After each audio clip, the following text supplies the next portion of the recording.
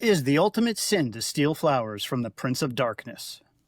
Let's test that hypothesis in 3, 2, 1. Welcome to Rockers to Doctors, the podcast where spandex meets science and power chords meet peer review. I'm host Dorian Prescott. And I'm Nova Starwick. This is where we go headbanging with a hypothesis. Today's episode is all about older musicians running around like they're still 23. In other words, today's episode highlights the joys of remaining young at heart. We'll take a look into Megadeth's Last Hurrah, some deep state recognition of Kiss's contribution to American culture, new tour announcements, plus announcements about new albums and recent happenings in the ozzy sphere. Whether you're itching to know about Megadeth's Last Dance or whether Foreigner is categorically metal, stick around. Joe Perry, the rock god guitarist from Aerosmith, got his side hustle on again. No, I don't mean drugs. Perry has resurrected his Joe Perry Project and kicked off their tour starting from Tampa on August 13th. Here's the Joe Perry Project lineup. We got Brad Whitford from Aerosmith on guitar, Buck Johnson from Aerosmith on keys, Chris Robinson from the Black Crowes on vocals, Robert DeLeo from Stone Temple Pilots on bass, and Jason Stutter from Smash Mouth on drums. So, where's Joe? Right? Anyway, last Thursday, Megadeth announced a forthcoming studio album, which, according to Dave Mustaine, will be the last. Cue the anguished headbanging, but seriously though, I have a lot of friends who are really upset about this news. The announcement came via their website and was presented as a news report. The news anchor, Vic Rattlehead, their mascot. He was wearing a suit and sitting behind a desk, and his voice sounded strikingly similar to Dave's. Correct me if I'm wrong, but this is the first time the mascot ever spoke, right? Vic Rattlehead announced, "For over 4 decades I've been chained in silence, but the end demands my words. It is confirmed that the next Megadeth studio album will be the last. 40 years of metal forged in steel and ending in fire. And when the new world rises the global farewell tour, you've heard the warnings. Now prepare yourself, Cyber Army. Stay loud, stay tuned, and meet us on the front lines." Commenting to his fans through email, Dave Mustaine wrote, "Don't be mad. Don't be sad. Be happy for all of us. Come celebrate with me these next few years. We have done something together that's truly wonderful, and I'll probably never happen again. We started playing a musical style. We started a revolution. We changed the guitar world and how it's played, and we changed the world." In other news, Donald Trump and his Kennedy Center will be recognizing the band Kiss as the latest recipients of Kennedy Center's honors. Gene Simmons told TMZ, "Kiss is the embodiment of the American dream. We're deeply honored to receive the Kennedy Center honor." I think they should include Vinnie Vincent as a recipient. Have you ever heard of Vinnie Vincent Invasion? Did you know that I used to listen to their album All Systems Go while going nuts on a slip and slide? You know what? Buy me a slip and slide and a boombox and both Vinnie Vincent albums, and I will record myself going on that slip and slide on my front lawn, and the trip to the hospital as well. The ceremony will be on December 8th, and Trump will present the award. Trump noted that on that night, Kiss would do something special.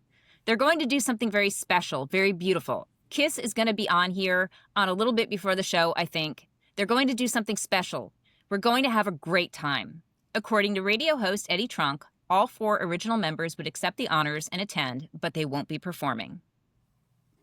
Golf clubs, guitar riffs, and a whole lot of nostalgia. Happy Gilmore 2 and Foreigner are taking center stage in our next segment. Have you seen Happy Gilmore 2? It was hysterical. Adam Sandler at his best. And of course the soundtrack has lots of memorable nostalgic songs like Jukebox Hero by Foreigner.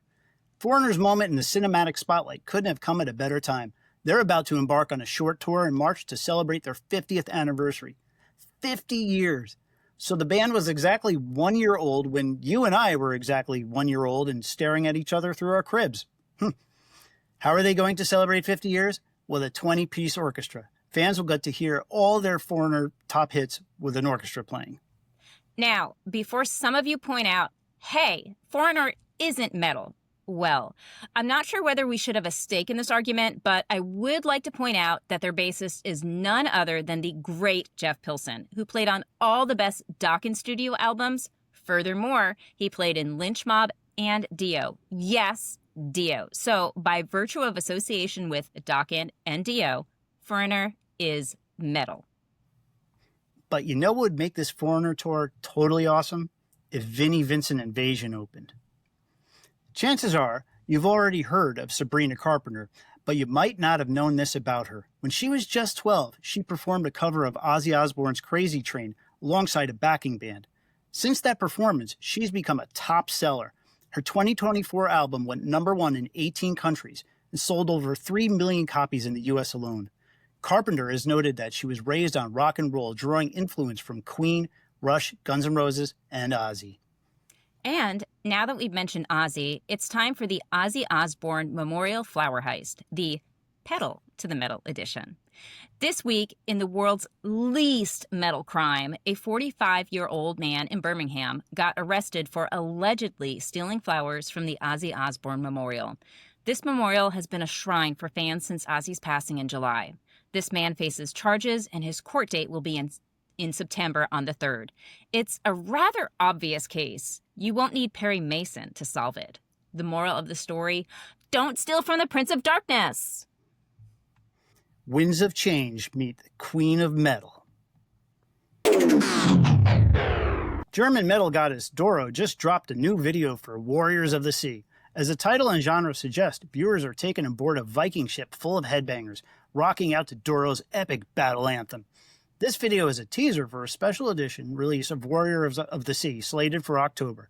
This will include picture disc vinyl and, for the first time in Doro's career, liquid-filled vinyl infused with blue curacao. I have no idea what that means. This whole venture was inspired by 2 sold-out metal cruises this year. And if you're interested, the Viking ship sails again next year. In other news, the Scorpions are waiting for the perfect weather to make new music. At least, that's what it sounds like. The band has been teasing fans with the idea of new music for a long time, and the general impression is that they've got some ideas and they're letting those ideas marinate like a fine wine or Klaus's leather pants.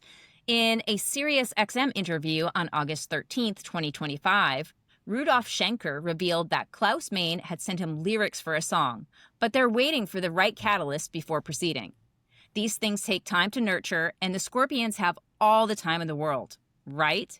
They're only celebrating their 60th anniversary as a band. Now, how is that even possible? How old are these dudes? What, they record their first album when they were 9?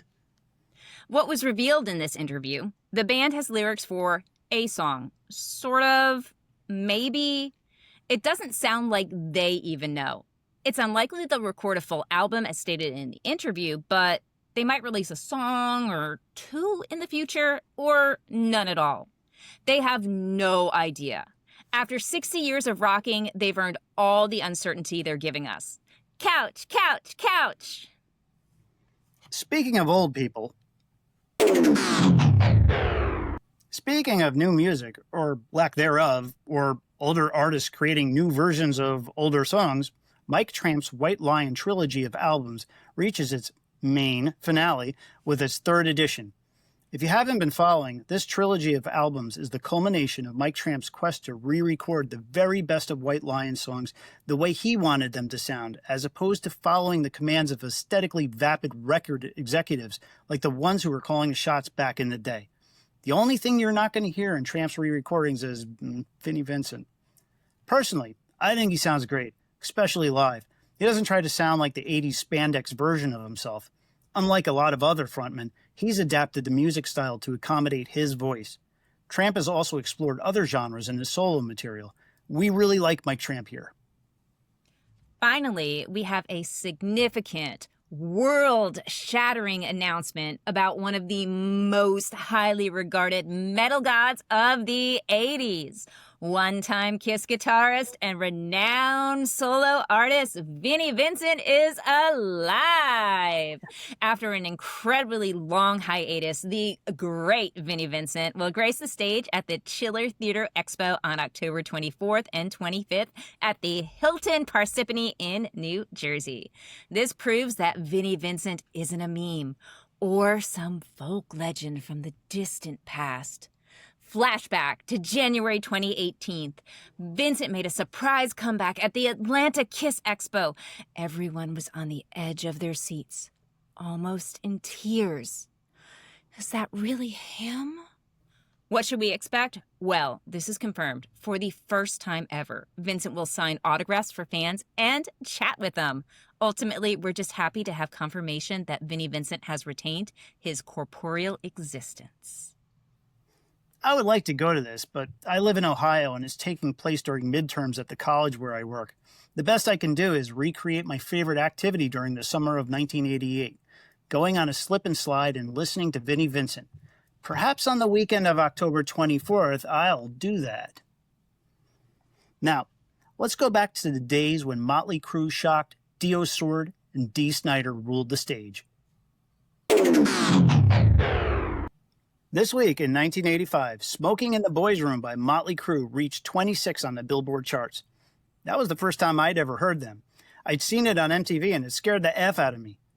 At number 40 was Lay It Down by Rat, and In and Out of Love by Bon Jovi reached 69. 69. On August 12th, 1985, Rumbo Records released Sacred Heart by Dio. There's Dio again. Jeff Pilson did not play on this album. He was busy creating some of the best rock of the 80s with Dokken. In the end of August of 1985, Dee Snider from Twisted Sister began his historic testimony at the Parents Music Resource Center Senate hearings on censorship. If you've not seen his testimony, you need to go on YouTube right now. Or not yet, you're going to wait a minute and then you'll go on YouTube. Full links are in the show notes. Find us on TikTok, Insta, and YouTube, and leave us a review to let us know if we're hitting the right notes or if we're off key. If any of you have spotted the elusive Vinnie Vincent, we'd love to hear your stories. You can check out our real-time Vinnie Vincent sightings map at rockerstodoctors.com. Until then, stay loud, stay curious. headbanging with a hypothesis.